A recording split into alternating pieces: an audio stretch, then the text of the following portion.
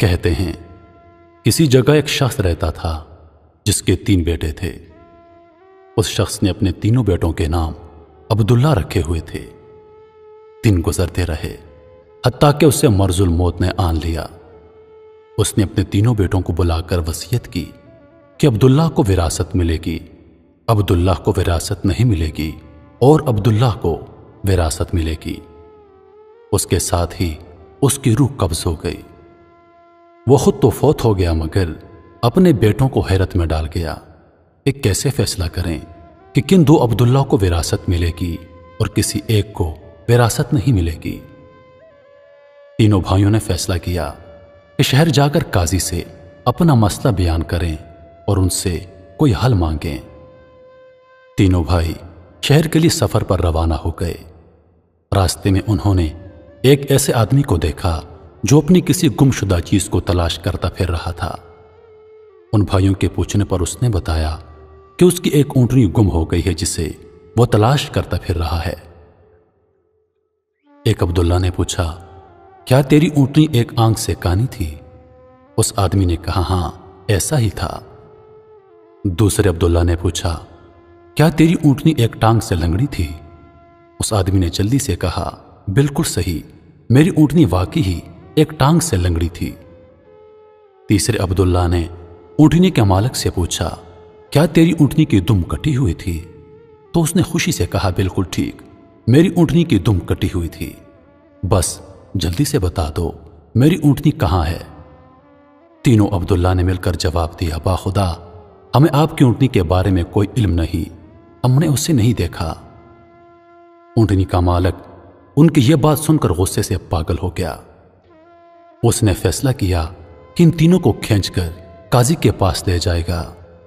اسے پورا یقین تھا کہ اس کی اونٹنی کو یہ تینوں ذبح کر کے کھا چکے ہیں اور اب اپنے جرم کو چھپانے کے لیے جھوٹ بول رہے ہیں۔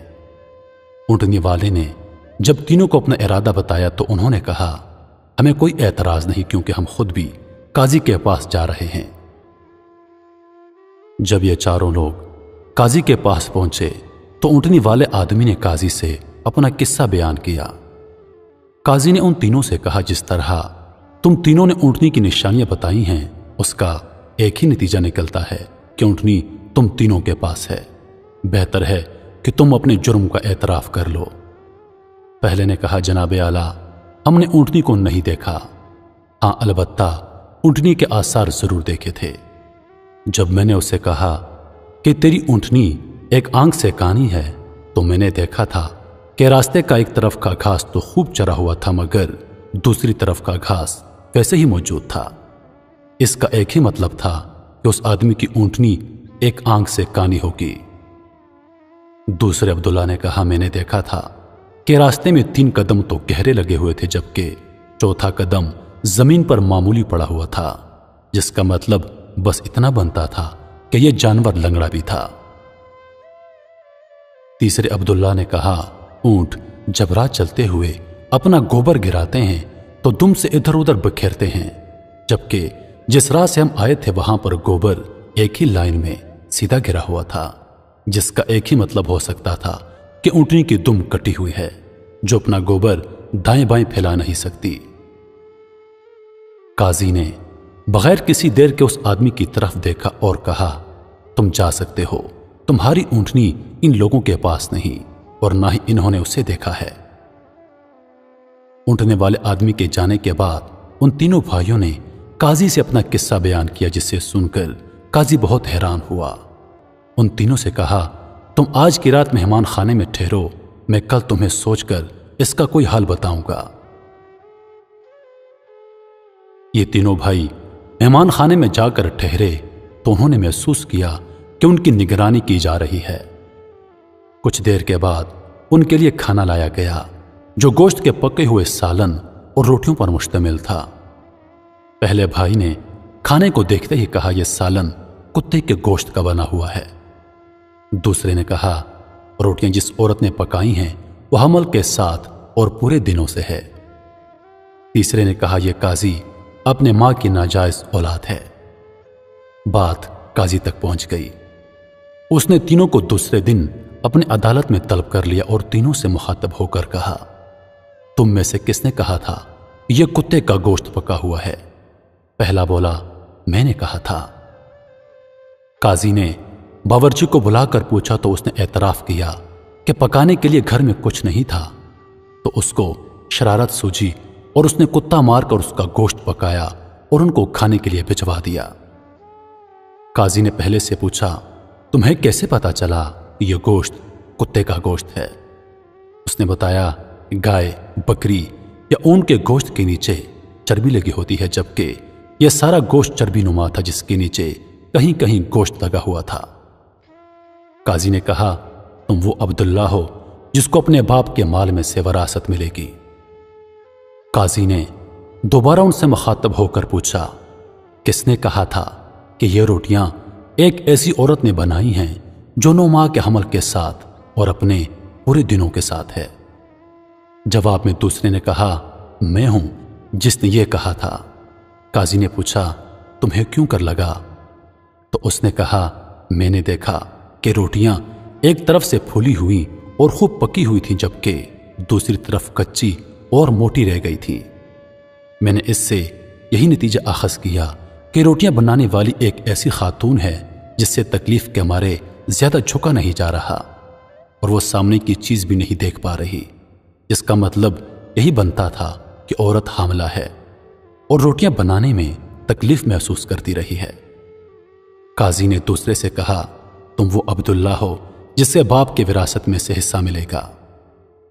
फिर काजी ने तीनों से मुखातब होकर पूछा, ये किसने कहा था कि मैं वालिदुल हराम हूं? तीसरे ने कहा, ये मैंने कहा था। काजी उठकर अंदर गया और अपनी मां से पूछा कि क्या यह बात सच है कि वो अपने मां की एक नाजायज औलाद है? तो उसकी मां ने कहा, यह सच है कि तुम मेरी एक नाजायज औलाद हो। काजी ने वापस आकर उस तीसरे अब्दुल्ला से पूछा, तुम्हें क्यों कर मालूम हुआ कि मैं अपनी वालिदा की एक नाजायज औलाद हूं?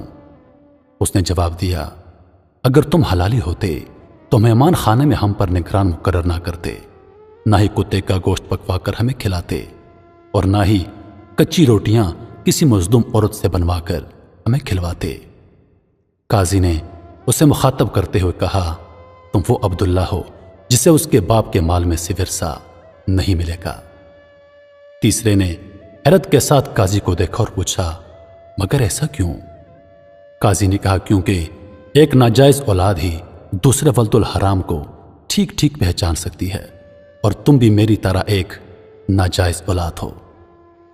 विरासत पाने वाले दोनों अब्दुल्ला अपने मां की तरफ लौटे और दरियाफ्त किया कि हमारे तीसरे भाई का क्या माजरा है। उनकी मां ने कहा, तुम्हारा बाप एक बार सुबह की नमाज पढ़ने मस्जिद गया तो उसे दरवाजे पर यह बच्चा मिला। तुम्हारा बाप इसे घर लाया और इसका नाम भी तुम दोनों जैसा अब्दुल्ला रखा और उसकी परवरिश की। तो मेरे दोस्तों, ऐसी होती हैं अरबों की हकायात जिनमें हिकमत के दर्स होते हैं। यह मजमून अरबी से लेकर आपके लिए तर्जुमा किया गया है। उम्मीद करता हूं कि वीडियो आप दोस्तों को पसंद आई होगी। मजीद ऐसी वीडियोस देखने के लिए हमारे चैनल को सब्सक्राइब करें और दिन की ताज़ा तरीन अपडेट्स के लिए चैनल पर मौजूद घंटी के बटन को दबा दें ताकि हमारी हर नई आने वाली वीडियो सबसे पहले आप तक पहुंचे। मुझे दीजिए इजाजत। जिंदगी रही तो अगली बार एक और वीडियो लेकर आपकी खिदमत में हाजिर हूंगा। तब तक के लिए खुदा हाफिज। अल्लाह पाक आप सबका हाफिज़ो निगहबान। हंसते रहिए और हमेशा मुस्कुराते रहिए। वालेकुम अस्सलाम।